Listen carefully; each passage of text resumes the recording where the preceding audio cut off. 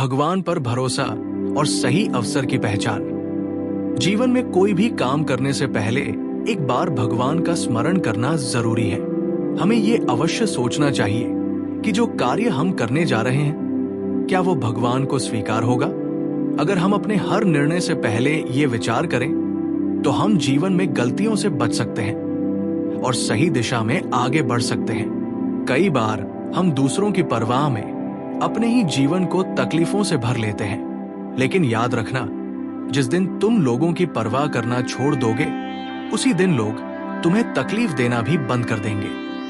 हमें यह समझना होगा कि ये जीवन केवल कुछ वर्षों का खेल है और अंत में हमें सब कुछ यही छोड़कर जाना है। इसलिए न किसी के प्रति घृणा रखो और न ही किसी से अत्यधिक अपेक्षा।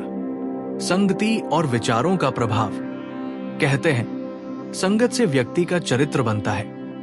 यदि आपकी संगति अच्छी होगी तो आपके विचार भी सकारात्मक होंगे और सफलता स्वतः आपके पास आएगी। सफल व्यक्ति वही होते हैं जो खुद को अच्छे विचारों और अच्छे लोगों के संपर्क में रखते हैं। जीवन में हमें दो चीजों का विशेष ध्यान रखना चाहिए।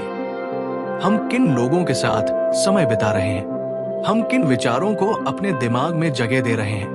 जो लोग केवल नकारात्मक बातें करते हैं और आपको हतोत्साहित करते हैं, उनसे दूरी बना लेना ही बेहतर है। अच्छे विचार अच्छे परिणाम लाते हैं और सही समय पर सही अवसर को पहचानना सबसे बड़ी बुद्धिमानी होती है। इंसान की पहचान उसके गुणों से होती है। एक फूल कितना भी सुंदर क्यों न हो, उसकी पहचान उसकी खुशबू से होती है। उसी तरह एक व्यक्ति कितना भी शक्तिशाली या प्रसिद्ध हो, उसकी असली पहचान उसके गुणों और कर्मों से होती है। एक प्रेरणादायक कहानी। अवसर को पहचानना जरूरी है। एक बार की बात है, एक युवक था जो बचपन से ही बहुत धार्मिक था। वो हमेशा मंदिर जाता, भगवान की आराधना करता और ये मानता कि भगवान अपने भक्तों की रक्षा स्वयं करते हैं। इस विश्वास के साथ उसने अपना जीवन बिताया। समय बीतता गया और जब वो बड़ा हुआ तो उसे नौकरी की तलाश करनी पड़ी। उसे कई अवसर मिले, लेकिन हर बार उसने सोचा, अगर ये अवसर मेरे लिए है तो भगवान खुद मुझे इसे देंगे।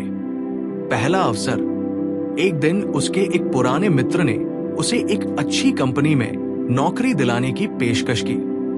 दोस्त ने कहा, तुम बहुत मेहनती और योग्य हो, मैं तुम्हारी सिफारिश कर सकता हूं, बस तुम इंटरव्यू दे दो। युवक ने जवाब दिया, अगर ये भगवान की इच्छा होगी तो मुझे बिना कोशिश के ही नौकरी मिल जाएगी। इस तरह उसने ये अवसर खो दिया।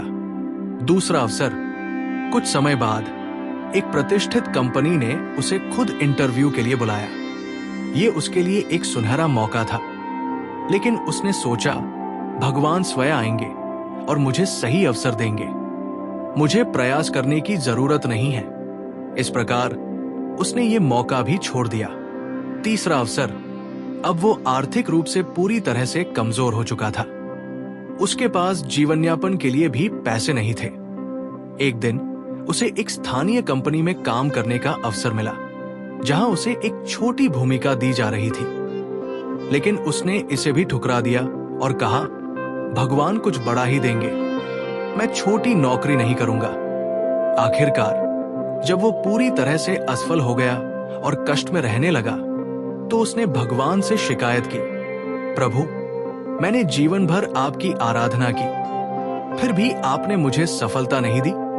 भगवान की आवाज आई, मूर्ख इंसान, मैंने तुम्हें 3 मौके दिए, पहले तुम्हारे दोस्त के रूप में, फिर इंटरव्यू कॉल के रूप में और अंत में एक छोटी नौकरी के रूप में, लेकिन तुमने हर बार इन्हें ठुकरा दिया।